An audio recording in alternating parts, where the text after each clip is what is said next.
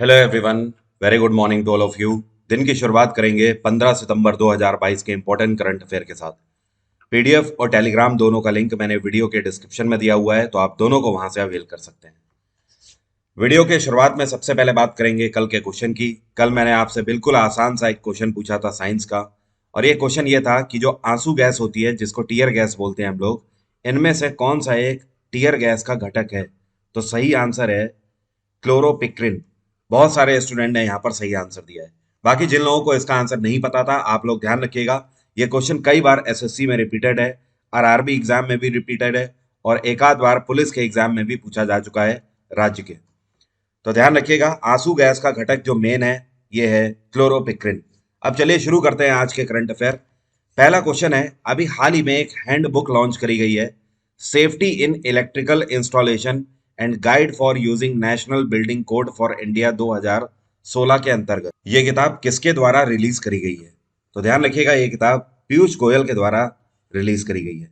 पीयूष गोयल इस टाइम पे minister of commerce and industry and consumer affairs हैं। अब ये जो बुकलेट जारी करी गई है, इस बुकलेट का मेन उद्देश्य ये है कि अगर आप कोई भी प्रॉपर्टी परचेज कर रहे हो बिल्डर से, तो इसमें बीआईएस के सारे मानक लिखे गए हैं। बीआईएस का मतलब समझते हैं ना, ब्यूरो ऑफ इंडियन स्टैंडर्ड, मतलब भारत सरकार के द्वारा कुछ गाइडलाइंस बनाई गई हैं, और भारत सरकार आपको ये चीजें बताती है कि जब भी आप कोई प्रॉपर्टी खरीदें तो किन किन चीजों का आप मूल्यांकन जरूर करें, ताकि आपके साथ आगे चल के कोई फ्रॉड ना होने पाए। तो इस किताब में एक तो ये चीज बताई गई है, और दूसरी जितनी भी इलेक्ट्रिसिटी इंस्टॉलेशन से रिलेटेड गाइडलाइंस हैं वो भी इसमें बताई गई है। और ये जो मीटिंग थी, ये नई दिल्ली में रिलीज करी गई है, चौथी गवर्नर काउंसिल मीटिंग के अंतर्गत। अगला क्वेश्चन है, लेह में लद्दाख पटकथा लेखक मेले का उद्घाटन किसके द्वारा किया गया? तो अभी हाल ही में लेह के अंदर लद्दाख स्क्रीन राइटर फेयर, मतलब एक तरीके का मेले का आयोजन किया गया, और इसका आयोजन में इसका उद्घाटन किया है आर के माथुर ने, राधा कृष्ण माथुर, जो कि इस टाइम पे लद्दाख के लेफ्टिनेंट गवर्नर है। अब यहाँ पर ध्यान देने वाली बात यह है कि ये जो लद्दाख स्क्रीन राइटर फेयर का आयोजन किया जा रहा है, इसका मेन उद्देश्य ये है कि लद्दाख का जो कल्चर है उसको फिल्म इंडस्ट्रीज में भी प्रमोट किया जाएगा। इसकी शुरुआत 12 सितंबर से करी गई है, और ये कल तक चलेगा, मतलब 16 सितंबर तक ये चलेगा। लद्दाख में कैपिटल है इस टाइम पे लेह। अगला क्वेश्चन है, यह आज का सबसे बड़ा क्वेश्चन है कि भारत के अटॉर्नी जनरल ऑफ इंडिया के रूप में अभी हाल ही में किसको अपॉइंट किया गया है? तो नए अटॉर्नी जनरल ऑफ इंडिया आप होंगे मुकुल रोहतगी। इनका नाम आप लोगों ने सुना होगा, ये सुप्रीम कोर्ट के सीनियर लॉयर्स में से एक हैं। इतना ही इतना ही नहीं, गुजरात सरकार की तरफ से जो गुजरात राइट्स वाला जो केस था, गुजरात में जो दंगे हुए थे, वो भी इन्होंने गुजरात सरकार के लिए केस लड़ा था। और अभी हाल ही में शाहरुख खान के बेटे जो आर्यन खान है, उनका जो ड्रग केस है वो भी इन्होंने ही हैंडल किया था। उस टाइम पर 22 दिन तक जेल में रहे थे आर्यन खान, और उनको बेल पर इन्हीं के द्वारा केस लड़के निकाला गया था बाहर। मुकुल रोहतगी की अगर बात करें, तो ये के वेणुगोपाल को सक्सीड करेंगे। इस टाइम पर भारत के अटॉर्नी जनरल के वेणुगोपाल हैं। इनका कार्यकाल 30 सितंबर को समाप्त हो रहा है। और एक इंटरेस्टिंग फैक्ट आपको बताऊं, ये पहली बार अटॉर्नी जनरल ऑफ इंडिया नहीं बन रहे हैं, ये दूसरी बार अटॉर्नी जनरल ऑफ इंडिया बने हैं। पहली बार ये जब नरेंद्र मोदी सरकार आई थी 2014 में, तब इन्हें अपॉइंट किया गया था एजीआई के रूप में। तो 2014 से 2017 तक ये अटॉर्नी जनरल ऑफ इंडिया रहे थे। इसके अलावा ये 1999 में सॉलिसिटर जनरल ऑफ इंडिया भी रह चुके हैं। और अगर बात करी जाए आर्टिकल की, तो अटॉर्नी जनरल ऑफ इंडिया के लिए हमारे कॉन्स्टिट्यूशन में आर्टिकल 76 के तहत प्रावधान है। Attorney general of India Bharat का एक संवैधानिक निकाय है, और इनके कार्यकाल की अगर बात करें तो प्लेजर ऑफ प्रेसिडेंट, राष्ट्रपति जब तक चाहें तब तक ये अपनी पोस्ट पर रह सकते हैं। अगला क्वेश्चन है, ये कौन से शहर का आर्मी हॉस्पिटल है जिसमें प्रयास नाम का एक इंटरवेंशन सेंटर खोला गया है? तो ये है नई दिल्ली का आर्मी हॉस्पिटल, जहां पर एक नया अर्ली इंटरवेंशन सेंटर खोला गया है जिसका नाम प्रयास रखा गया है। अब देखिए, ये हॉस्पिटल इसलिए खोला गया है कि यहाँ पर 6 साल तक के ऐसे बच्चे जिनमें किसी भी तरीके की प्रॉब्लम, एक्सेप्शनल प्रॉब्लम्स, जैसे कि ऑस्टिज्म से अगर वो ग्रसित हैं, या फिर स्लीप एंड लैंग्वेज डिलेज से वो ग्रसित हैं, तो इस तरीके के अगर जिन बच्चों को प्रॉब्लम है, जो कि 6 वर्ष तक के बच्चे हैं उनकी यहाँ पर देखभाल करी जाएगी, एडवांस स्क्रीनिंग करी जाएगी, हियरिंग एंड विजुअल टेस्ट उनके किए जाएंगे। इसके अलावा इंटीग्रल फिजियोथेरेपी भी उन्हें दी जाएगी, स्पेशल एजुकेशन भी दी जाएगी। तो ये सारी चीज़ों के अंतर्गत प्रयास नाम का ये अर्ली इंटरवेंशन सेंटर नई दिल्ली में खोला गया और इसका जो उद्घाटन है ये किया गया president of army wives welfare association Archana Pandey के द्वारा इसका उद्घाटन किया गया। और अगर बात करें तो इस टाइम पर चीफ कौन है, तो आपको पता ही है, मनोज पांडे इस टाइम पे चीफ है आर्मी के। अगला क्वेश्चन है, हिंदी दिवस अभी हाल ही में कौन से दिन मनाया गया? तो हिंदी दिवस हर साल हम लोग मनाते हैं 14 सितंबर को। आपको पता है 14 सितंबर को हिंदी दिवस क्यों मनाया जाता है?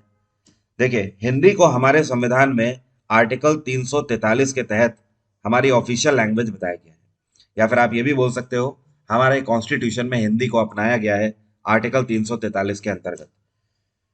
तो पहली बार ऐसा हुआ था 14 सितंबर 1949 में, जब कॉन्स्टिट्यूशन हमारा बनके तैयार हो रहा था। अब इसके बाद जब पहली बार हम लोगों ने हिंदी दिवस मनाया है तो ये ईयर था 1953। तो 1953 से लेकर आज तक इसी वजह से 14 सितंबर को हम लोग हिंदी दिवस के रूप में मनाते हैं। और कई बार आपसे ये भी क्वेश्चन पूछ दिया जाता है कि हिंदी में भी कौन सी स्क्रिप्ट को आर्टिकल 343 में जगह दी गई है? तो देवनागरी को। किसको? देवनागरी स्क्रिप्ट को। अगला क्वेश्चन है, which country has successfully tested its first fully solar power unmanned aerial vehicle drone which can function even as satellite? यह कौन सा देश है जिसके द्वारा अनमैन्ड एरियल व्हीकल ड्रोन अभी हाल ही में लॉन्च किया गया है जो कि सैटेलाइट की तरह कार्य कर सकता है? तो यह है चाइना। चीन के द्वारा इसको लॉन्च किया गया। यह आपको अजीब तरीके का एक इक्विपमेंट दिखाई दे रहा होगा, लेकिन ये एक तरीके का ड्रोन है और ये सैटेलाइट की तरह भी कार्य कर सकता है। पहली तो इसकी खास बात यह है कि इस पर आप देख सकते हो सोलर पैनल लगे हुए हैं, तो ये सोलर बेस्ड चार्जिंग रखता है। इसके अलावा ये महीनों तक आकाश में उड़ सकता है। इसकी खास बात यह है कि ये अर्थ की सरफेस के 20 किलोमीटर ऊपर ऊंचाई तक उड़ सकता है महीनों तक। तो अभी हाल ही में चाइना में यूलिन एयरपोर्ट से इसको लॉन्च किया गया है, टेक ऑफ किया गया है और 26 मिनट की इसकी फ्लाइट थी। इसके जो विंग्स हैं ये 50 मीटर लंबे हैं। आगे आने वाले टाइम में चाइना बेशक इसका यूज करेगा। इसके अलावा आपको इसका नाम भी ध्यान रखना है। इस ड्रोन का नाम रखा गया है क्वी मिंग जिंग। क्वी मिंग जिंग 50। क्वी मिंग जिंग का मतलब पता है क्या है? इसका मतलब है चाइनीज में मॉर्निंग स्टार। मॉर्निंग स्टार 50 इसका नाम है। और एक इंटरेस्टिंग फैक्ट, चाइना ऐसा करने वाला या इस तरीके का इक्विपमेंट बनाने वाला दुनिया का पहला देश नहीं है। चाइना से पहले भी अमेरिका और ब्रिटेन दोनों इस तरीके के इक्विपमेंट बना चुके हैं। अभी इसी साल जुलाई 2022 में अमेरिका के द्वारा सोलर पावर्ड ड्रोन इसी तरीके का लॉन्च किया गया है जिसका नाम था जी फायर। यहां पर मैं लिखता हूं ZPHYR जी फायर एस नाम का ड्रोन अमेरिका ने लॉन्च किया था। यह आसमान में 64 दिनों तक रहा, लेकिन उसके बाद यह एरिजोना में जाकर क्रैश लैंड हुआ। तो अब देखने वाली बात होगी कि चाइना के द्वारा बनाया गया ये जो क्वी मिंग जिंग 50 है ये कितना कारगर साबित होता है। अगला क्वेश्चन है, 2023 के G20 लीडर समिट जो होंगे इनकी मेजबानी कौन सा देश करेगा? तो यह है भारत। भारत में इस बार 2023 के जितने भी G20 लीडर समिट होंगे सबको आयोजित किया जाएगा। और भारत को आपको बता दूं, भारत इसकी मेजबानी 1 दिसंबर 2022 से शुरू कर देगा। और भारत कब तक इसे लीड करेगा? G20 को 30 नवंबर 2023 तक लीड करेगा। और इस बीच में करीब करीब अगर बात करें तो G20 की इस एक साल में 200 मीटिंग आयोजित करी जाएंगी और ये सब भारत में ही इस साल होंगी। G20 19 देशों और एक यूरोपियन यूनियन, इन सभी का एक ग्रुप है जो कि कहीं ना कहीं peace, technology, trade and commerce, security, इन सभी क्षेत्रों में वार्ता। अगला क्वेश्चन है, अभी हाल ही में भारत की तरफ से जापान में नए राजदूत के रूप में किसको नियुक्त किया गया है? तो अब से भारत की तरफ से जापान में नए राजदूत होंगे सीबी जॉर्ज। सीनियर आईएफएस अधिकारी हैं और इन्होंने संजय कुमार वर्मा को सक्सीड किया है। मैंने आपको एक सप्ताह पहले ही अभी बताया था कि संजय वर्मा नए हाई कमिश्नर के रूप में कनाडा में अपॉइंट किए गए हैं। तो ये पहले जापान में थे, अब ये कनाडा ट्रांसफर हो गए हैं और इनकी जगह पर सीबी जॉर्ज अब जापान जाएंगे एम्बेसडर बन के। सीबी जॉर्ज इस टाइम पे कुवैत में एम्बेसडर के रूप में कार्यरत हैं। अगला क्वेश्चन है, दुनिया का सबसे बड़ा म्यूजियम जो कि हड़प्पन कल्चर को रिप्रेजेंट करता होगा, इसकी स्थापना भारत के कौन से गांव में करी जाएगी?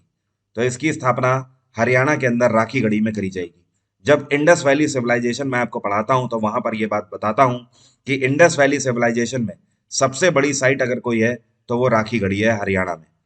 राखीगढ़ी जो है, इसमें लगातार खनन के बाद गांव पे गांव कई सारे देखने को मिले हैं। तो ये सारी चीजें जो आपको पिक्चर में दिख रही हैं, ये एक साथ पूरी एक गांव का सेटअप देखने को मिला है जो कि खुदाई के बाद निकला है यहाँ पर। सबसे पहले राखीगढ़ी में खुदाई आर्कियोलॉजिकल सर्वे ऑफ इंडिया के द्वारा 1963 में शुरू करी गई थी और इस लोकेशन में आज भी खुदाई चल रही है। तो ये तो बात हो गई एक।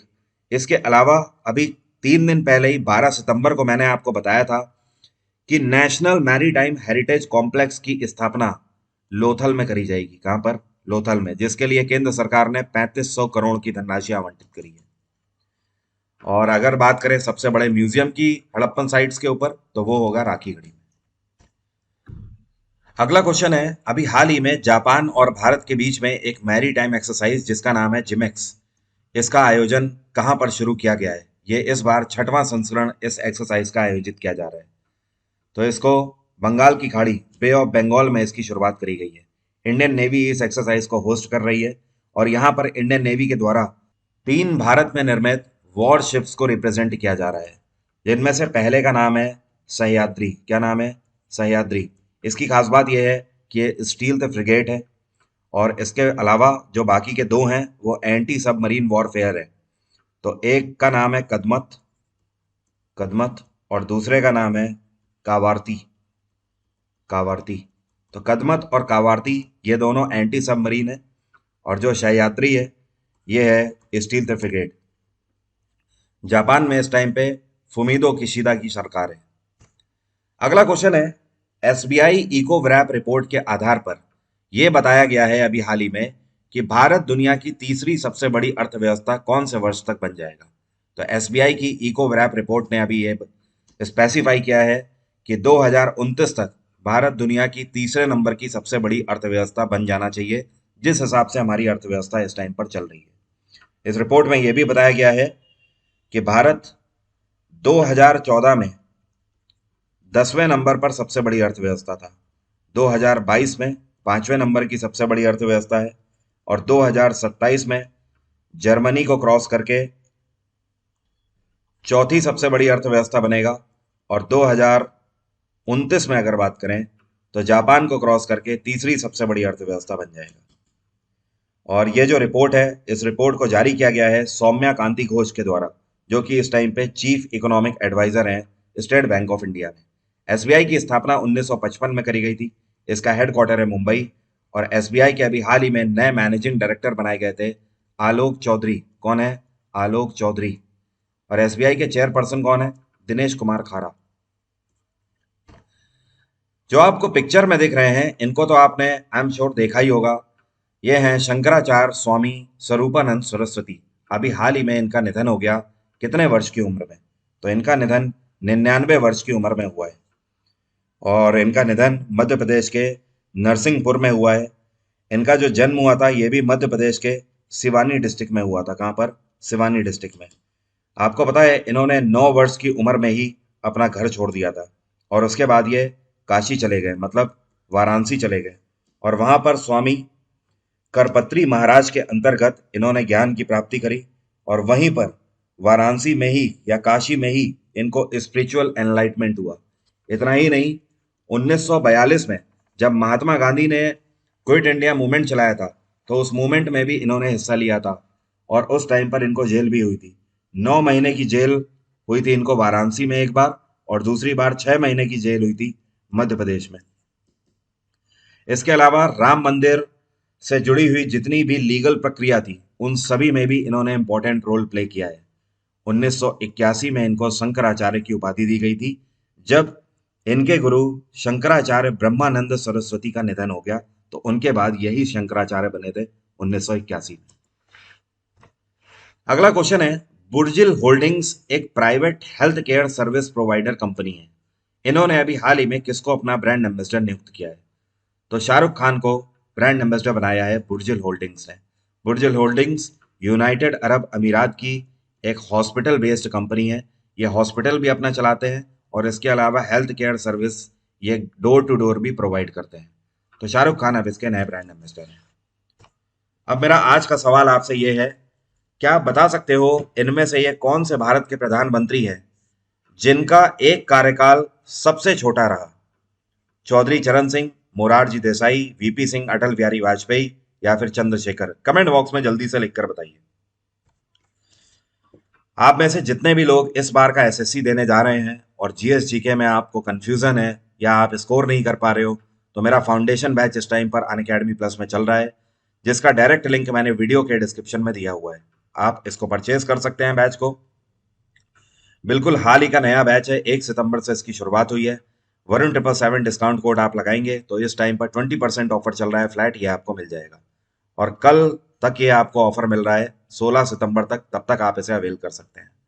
तो अभी की बात यहीं तक रखते हैं। Thank you so much, have a nice day, take care, bye bye. आपका दिन मंगलमय हो। कल सुबह यहीं पर फिर से मुलाकात होगी।